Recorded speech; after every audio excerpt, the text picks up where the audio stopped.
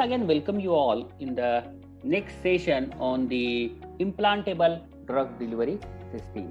So let us see the implantable drug delivery system. This again disclaimer for the viewers. So in this session we are going to discuss drug release from implantable drug delivery systems. Implantable drug delivery system in which the drug it is being either released by the matrix degradation or by the controlled swelling or by osmotic pumping or the passive diffusion. In the case of osmotic pumping and diffusion,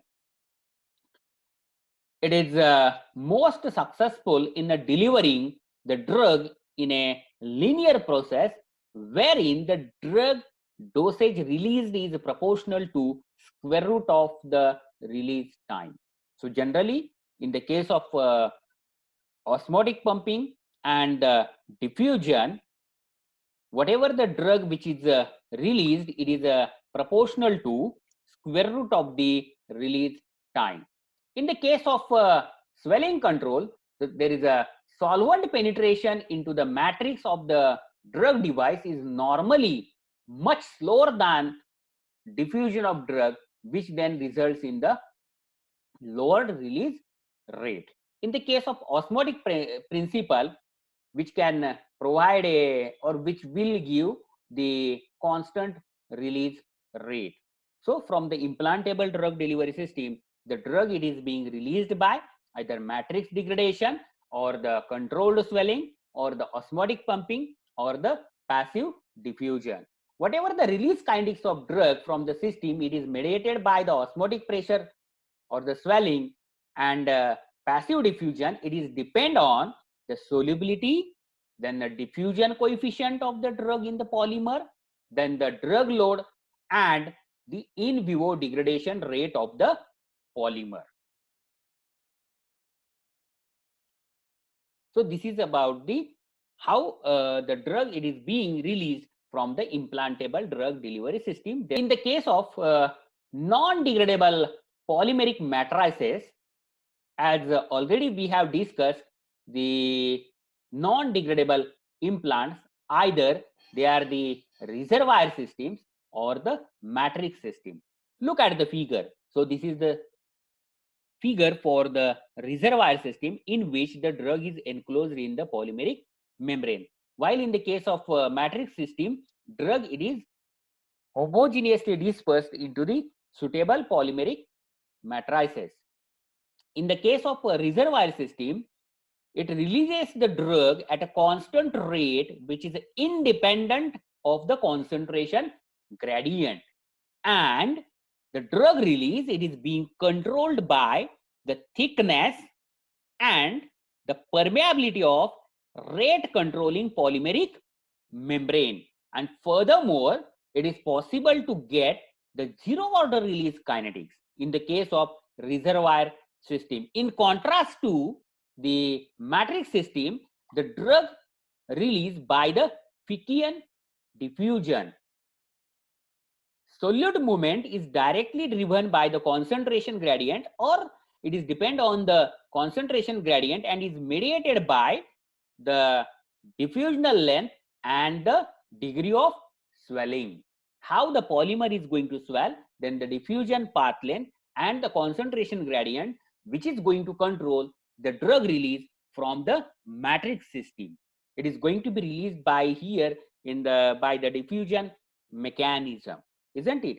In general, the non-erodible diffusion controlled drug delivery system work best for drug with a molecular weight 1000 Dalton or less, that is less than 1000 Dalton, right? So this is about the how the drug it is being released from the non-degradable polymeric matrices. So in the case of non-degradable polymeric matrices, the thickness of polymeric membrane and the permeability of the polymeric membrane which decides the drug release from the reservoir system, right? And in the case of matrix system, it is generally we are getting the Fickian type of drug release. In the case of reservoir system, we are getting the zero order release kinetics. In the case of polymeric matrix, it is the drug release, it is being controlled by the concentration gradient, then the diffusional path length, and the degree of swelling. So this is about the drug release from the non-degradable polymeric matrices. Let us move towards the biodegradable polymeric matrices. How the drug it is being released from the biodegradable polymeric matrices. The drug released from the biodegradable polymeric system, it is controlled either by diffusion degradation or the combination of both. So the drug release from the biodegradable polymeric system, it is controlled either by diffusion, degradation, or a combination of the both, that is the diffusion and degradation. The degradation controlled mechanisms happen when the diffusion rate of drug is less than the degradation or erosion rate of the polymer. The drug is released concurrently with the polymer degradation. Drug release, it is based on the degradation controlled mechanism, can furthermore divided into the there are two approaches are there, or two ways are there by which the drug it is going to be released. That is the surface erosion mechanism, look at the figure, and the bulk erosion mechanism, or we can say it as a bulk degradation, surface degradation and the bulk degradation. In the case of surface degradation, surface to volume ratio and geometry of implant affects the drug release from the surface. With the erosion, polymer erosion, the drug it is going to be released. The degradation is restricted to the only outer surface of the device. In the case of bulk degradation, the degradation is nearly homogeneous throughout the material in a bulk degradation polymer. For the polymers susceptible to hydrolytic degradation, access of water to material is an important factor which decides the hydrolysis of the polymer, which is furthermore by drug it is being released by surface erosion or the bulk erosion. So water plays a critical role in modulating degradation as well as the release kinetics of the drug. The degradation of semi-crystalline polymers occurs in a two stage. There are, as you know, that some polymers which are semi-crystalline in nature. So in the case of semi-crystalline polymers, degradation occurs in a two stages. Very first stage, it is initiated by infusion of water into the amorphous region. As you know that amorphous region is having a higher affinity towards the water than the crystalline region, leading to random hydrolytic cleavage of a labile ester bonds at the boundaries. So this is the first stage. And in the case of second stage, it is characterized by the degradation of entire domain within the amorphous region. So whatever the domain, polymeric domain present in the amorphous region, it is going to be degraded. The breakdown fragments of the polymer chain are significantly shorter than the original backbone. The resultant decrease in average molecular weight of polymer may be used as a metric to quantify the extent of degradation.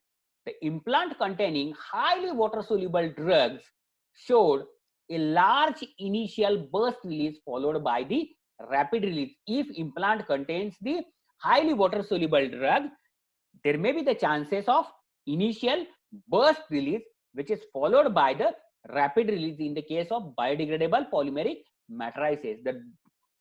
Also, the drug loading has an impact on the release rates, with the fast releases being observed from the implants fabricated with the high drug loading. If we are increasing the drug load, that will increase furthermore the drug release from the implant. So in this way, the drug it is being released from the biodegradable polymeric matrices, that is by surface erosion or the bulk erosion, right? So here we have finished the point, that is drug release from the implantable drug delivery system. We have seen how the drug it is being released from the non-biodegradable matrices and the biodegradable matrices.